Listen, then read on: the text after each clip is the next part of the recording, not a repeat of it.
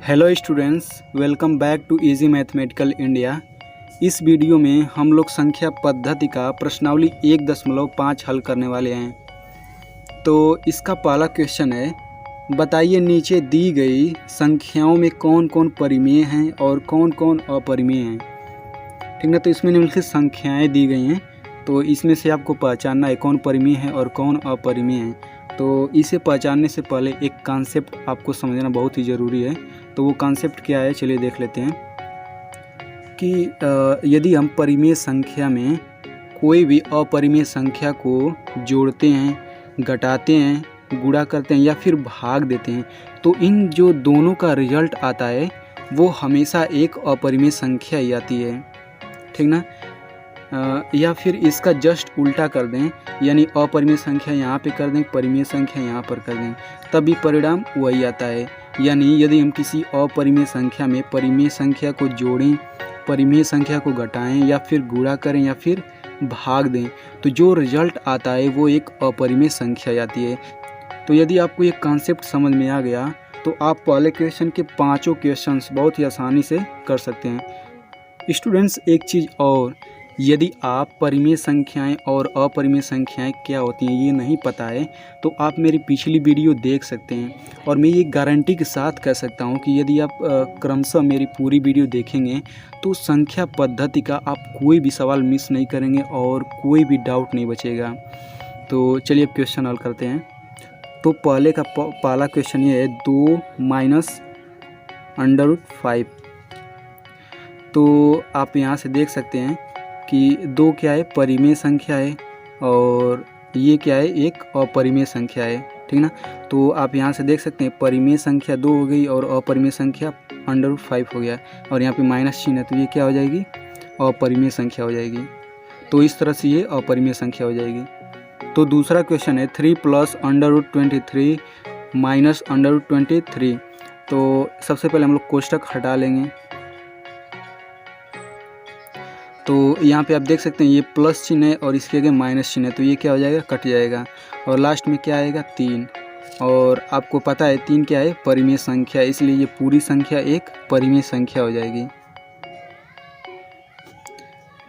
तो तीसरा क्वेश्चन ये है, 2 √7/7 तो सबसे पहले कोई भी इस रूप का सवाल दिया रहता है तो सबसे पहले हम लोग उसे हल करके छोटा कर लेते हैं जहाँ तक वो हल करने योग्य है।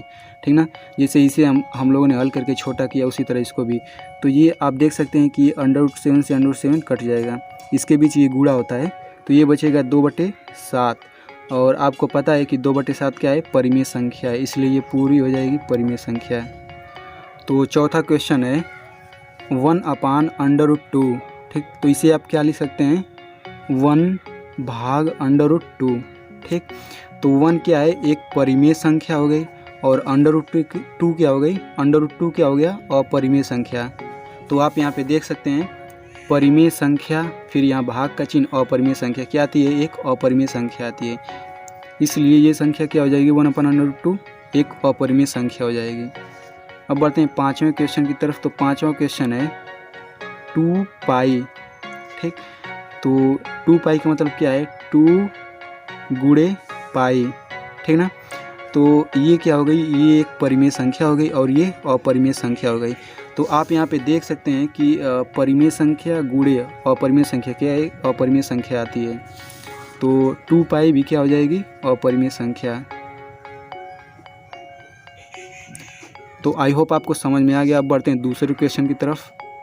तो दूसरा क्वेश्चन है, निम्नलिखित व्यंजकों में से प्रत्येक व्यंजक को सरल कीजिए। तो उसका पहला क्वेश्चन है, 3 + √3 2 + √2। तो इसमें आप क्या करेंगे कि इस वाले से इसमें गुणा करेंगे, फिर इसी से आप दूसरे पद में इस तरह गुणा करेंगे। तो क्या आ जाएगा, 3 से जब 2 में गुणा करेंगे तो 6 आ जाएगा, और जब 3 से √2 में गुणा करेंगे तो आ जाएगा +3√2।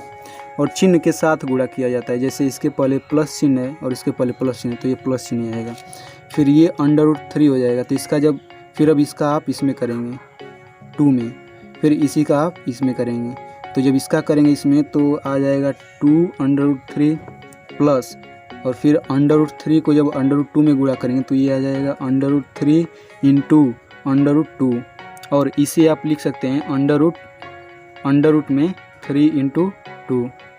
जब इस तरह का कोई रहता है, ये रूल होता है, जब अंडर रूट रहता है तो दोनों को हम लोग अंडर रूट में कर सकते हैं। तो ये हो जाएगा 3 इंटू 2। तो इसे हल कर लेते हैं।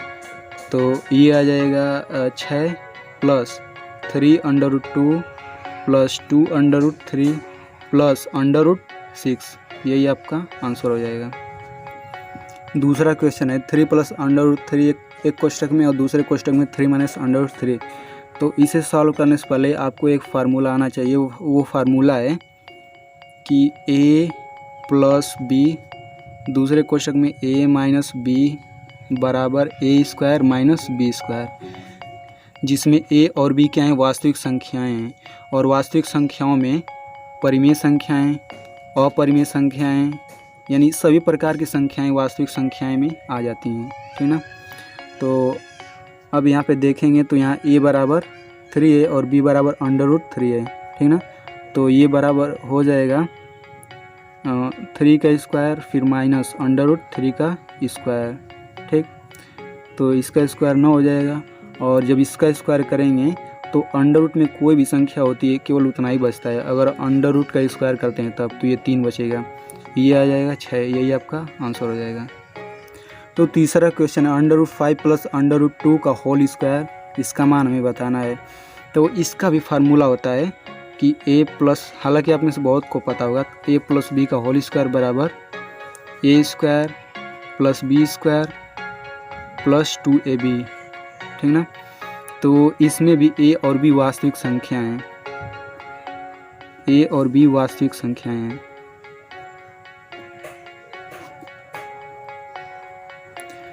तो यहाँ पे आप देख सकते हैं कि a का मान अंडर रूट 5 है, b का मान अंडर रूट 2 है।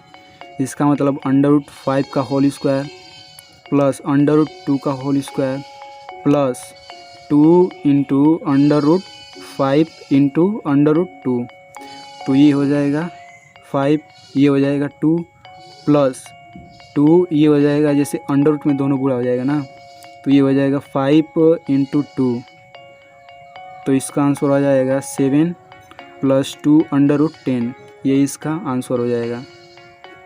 तो चौथा क्वेश्चन है under root 5 minus under root 2 फिर under root 5 plus under root 2। तो मैंने फार्मूला बताया था a प्लस बी, एक कोष्टक में दूसरे कोष्टक में a minus b is equal to a square minus B square, ठीक ना। या फिर इसको हम a माइनस बी को पहले लिख सकते हैं, फिर a प्लस बी को बाद में लिख सकते हैं, तो तब भी ये a square minus B square ही आएगा, ठीक ना। तो यहाँ पे आप देख सकते हैं a का मान अंडर रूट 5 है, b का मान अंडर रूट 2 है। तो ये हो जाएगा अंडर रूट 5 का whole square minus under root 2 का होल स्क्वायर। तो ये आ जाएगा 5 माइनस 2 इज इक्वल 3। यही आंसर हो जाएगा आपका। तो स्टूडेंट्स, आई होप आपको क्वेश्चन नंबर 1, 2 समझ में आ गया होगा। क्वेश्चन नंबर 3, 4, 5 हम लोग अगली वीडियो में सॉल्व करेंगे, क्योंकि वीडियो काफ़ी लंबी हो जा रही है। तो आज के लिए बस इतना ही। Thanks for watching.